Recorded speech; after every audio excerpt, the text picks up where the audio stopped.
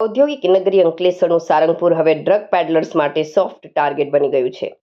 તાજેતરમાં જ ભરૂચ ક્રાઇમ બ્રાન્ચે સારંગપુરના આદર્શનગર સ્થિત શાંતિનગર 2માં દરોડા પાડીને બે સગા ભાઈઓ સુમનકુમાર યાદવ અને ગોલુકુમાર યાદવને 6 કિલો 100 ગ્રામ ગાંજા સાથે ઝડપી પાડ્યા છે.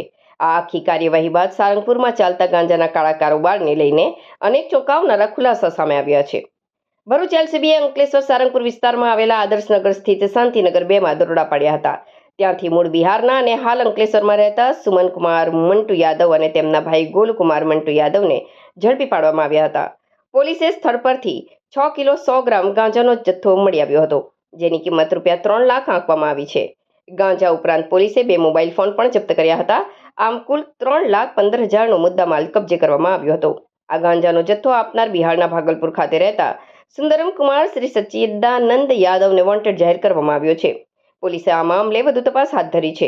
અંકલેશ્વર જેવા ઔદ્યોગિક હબમાં બિહાર કે ઓડિશાથી આવતા નશાના નેટવર્કને તોડવા માટે માત્ર લોકલ પેડલર્સ નહીં, પરંતુ રેલવે અને હાઈવે પર સઘન ચેકિંગ જરૂરી બન્યું છે. સારંગપુર અને તેની આસપાસના શ્રમિક વિસ્તારમાં છેલ્લા કેટલાક સમયથી પોલીસ વારંવાર દરોડા પાડી રહી છે. તાજેતરના જ કેસની વાત કરીએ તો પોલીસે 3 લાખની કિંમતનો 6 કિલો 100 ગ્રામ ગાંજો જપ્ત કર્યો છે. મોબાઈલ સહિત કુલ 3,15,000નો મુદ્દામાલ કબજે કરાયો છે. અંકલેશ્વર જીઆઈડીસી અને સારંગપુર વિસ્તારમાંથી છેલ્લા 1 વર્ષમાં નાની મોટી 5થી વધુ રેડ પડી ચૂકી છે, જેમાં લાખો રૂપિયાનો ગાંજો અને અન્ય નશીલા પદાર્થો ઝડપાયા છે. પરપ્રાંતીય મજૂરોની વધુ વસ્તી ધરાવતા વિસ્તારમાં છૂટક પડીકીઓ વેચવાનું નેટવર્ક ઘણું મોટું છે. ગાંજો અહીં ક્યાંથી આવે છે? પોલીસ તપાસમાં ખુલ્યું છે કે આ ગાંજાના તાર સીધા બિહાર સાથે જોડાયેલા છે. આ કેસનો મુખ્ય સૂત્રધાર અને વોન્ટેડ આરોપી સુંદરમ કુમાર યાદવ બિહારના ભાગલપુરનો રહેવાસી છે.